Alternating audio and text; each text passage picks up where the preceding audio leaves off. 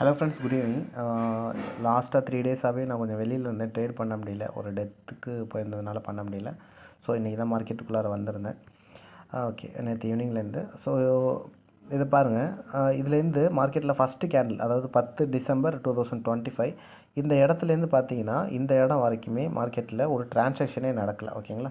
So transaction நடக்கலைங்கிறதுனால market மேலே போணுச்சுனாலும் மேலே rejection எதிர்பார்க்கணும். Rejection ஆகும்போது இந்த இடத்துல பாருங்கள், 68,000 லாட், இந்த கேண்டில் 68,000 லாட்டு, பையர் லாட்டு 68,000 இருக்குது பார்த்தீங்களா ரைட் சைடில். நான் இதெல்லாம் டாட்டர் லைன் வச்சுருக்கேன். அதில் ரைட் சைடில் கேண்டிலோட ரைட் சைடில் 68,000 லாட் போட்டிருக்கானா. ஸோ 68,000 லாட்டை போட்டு அந்த கேண்டில் என்ன ஆச்சுனாக்கா கீழே கொண்டு வந்து முழுசாக க்ளோஸ் கொடுத்தோன்னே நமக்கு செல்லிங் சைடு ஸ்டார்ட் ஆகிடும். இந்த இடத்துல வச்சுருக்கேன் பாருங்கள், இதெல்லாம் ஒரு எல்லோ கலர் லைன் ஒன்று போட்டிருக்கேன் பார்த்தீங்களா. ஸோ இந்த லைனுக்கு கீழே க்ளோஸ் கொடுத்தோடனே சரி, சேம் அதே இடத்துக்கு போகும்போது ரீடெஸ்ட் என்ட்ரி நம்ம எவ்வளோ எதிர்பார்க்குறோம் அப்படின்னாக்கா டே லோ தான் நம்ம எதிர்பார்க்குறோம். ஸோ இதோட டைமிங் பார்த்துக்கோங்க. இதோட டைமிங் பார்த்தீங்கன்னா 10:45. ஸோ அதே தான் இங்கே நமக்கு வாட்ஸ்அப்பில் நானும் சொல்லியிருந்திருப்பேன், மார்க்கெட் வந்து டே லோ வரப்போகுது அப்படிங்கிற விஷயத்த. ஸோ டே லோ வருதுனாக்கா நமக்கு ஆர்டர் ஃப்ளோலையும் சரி மார்க்கெட் ப்ரொஃபைலையும் சரி நல்லா கிளியராகவே நமக்கு அந்த டார்கெட் அப்படிங்கிறது எல்லாமே தெரிஞ்சிடும்.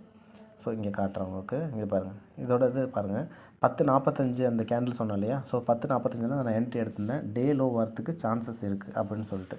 ஸோ ஏன்னா அதில் வந்து அதிகப்படியான செல்லர்ஸ் உள்ளார வந்திருந்தாங்க. அப்புறம் என்னன்னாக்கா ஒரு ஸ்டேஜில் உங்களுக்கு டார்கெட் இஸ் டே லோன்னே சொல்லி மென்ஷனே பண்ணிட்டேன்.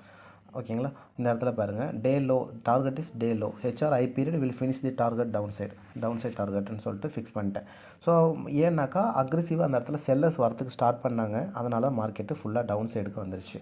ஸோ நம்ம வந்து ரியல் டைமாக எவ்வளோ பையர்ஸ் வராங்க செல்லர்ஸ் வராங்கங்கிறத தெரிஞ்சு ட்ரேட் பண்ணுறதுனால, அதே மாதிரி இதில் வந்து 68,000 லாட்டை போட்டு மார்க்கெட்டில் பையர்ஸ் ட்ராப் ஆகிட்டாங்கிற விஷயத்த தெரிஞ்சுக்கிட்டோம். சரி, நம்ம மார்க்கெட்டை ஃபுல் அண்ட் ஃபுல்லு நெகட்டிவ் சைடுக்கே இருக்குங்கிறத தெரிஞ்சு நம்ம ட்ரேட் பண்ணதுனால நமக்கு டே லோ வரைக்கும் கொண்டு வரும்போது நமக்கு ஒரு 95 பாயிண்ட்ஸ் அப்படிங்கிறது நிஃப்டியில் மட்டுமே கிடச்சிச்சு. ஓகேங்களா?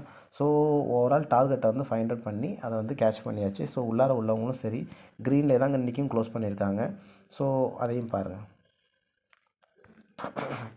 ஸோ ஓவராலாக பார்த்தீங்கன்னா இந்த பாருங்கள், this is the first time continuously closing 5 days in green bro. எல்லா புகழும் சரி, ஓகே. இதில் வந்து க்ரீன்லேயே க்ளோஸ் பண்ணியிருக்காங்க. அதாவது அவங்களோட போர்ட்ஃபோலியோ பார்த்தீங்கன்னா 5 days வந்து க்ரீன்லேயே இருக்குது.